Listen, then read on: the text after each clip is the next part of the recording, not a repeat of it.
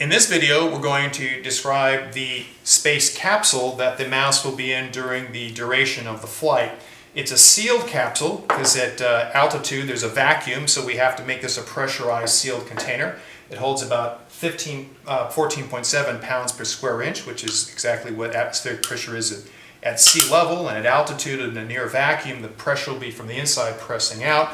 So we needed a hatch that has a lot of bolts, and it had a head gasket to keep the pressure inside.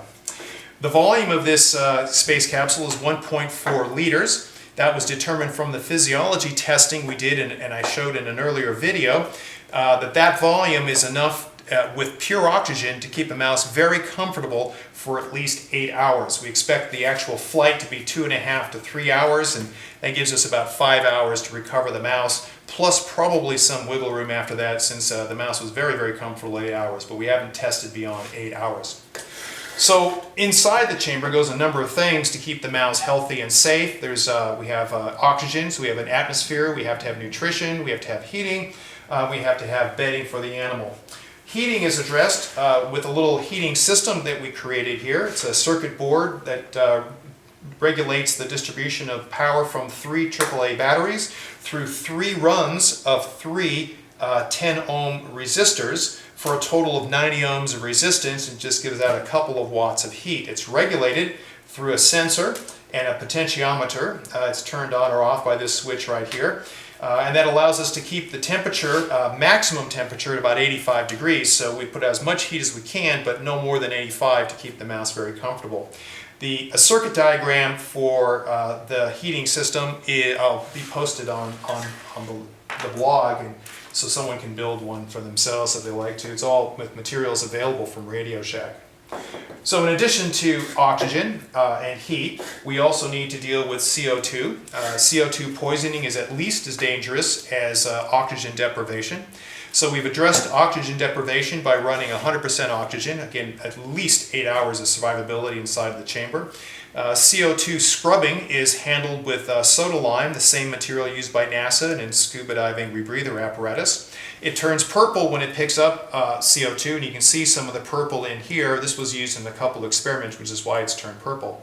About 25 grams in any sort of mesh material, just throw that inside of there. The heater element sticks to the back of the wall with some double-sided tape. The wires just kind of hang loosely in and around the bedding.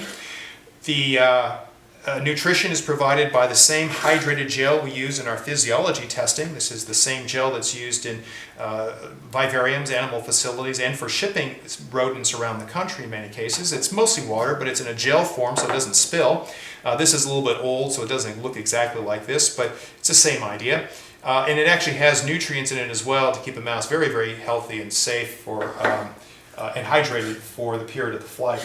So inside of that, so we have the CO2 scrubber, nutrition, and the heaters in there. Then we just put some bedding inside here. The nice thing about the hydrated gel is bedding can fall on it. It doesn't absorb all the water, making it possible for the mouse to drink. And then the last little piece is that on the heating circuit board itself is a little night light. This little light here, it's a little yellow light. It comes on, it's a power light, but it also serves as a night light. Puts out a few lumens and keeps the interior of the chamber just a little bit light so a mouse can see where he's at, still bed nicely, feels very safe and secure, and can see the food, etc. Once everything is inside, we then seal the chamber up, again with 12 bolts. The flange, the cover of the hatch itself is 125 thousandths aluminum. The material built, the capsule itself, is 90 thousandths. The hatch is a little thicker to prevent warping. It has a piece of insulation on it, bolts, 12 bolts and nuts hold this thing tightly together. I won't bolt them all up right now. And then outside of the capsule goes some insulation to keep the heat in and, of course, the cold out as much as possible.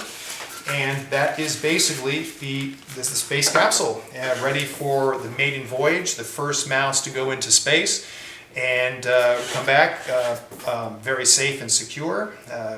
Again, 1.4 liter volume, nutrition, heater, bedding, night light, and CO2 scrubbing and pure oxygen, and we've got ourselves a space flight. This will go inside the container, which I'll describe in another video. We'll have video gear, we'll have radio communication gear, antenna, etc.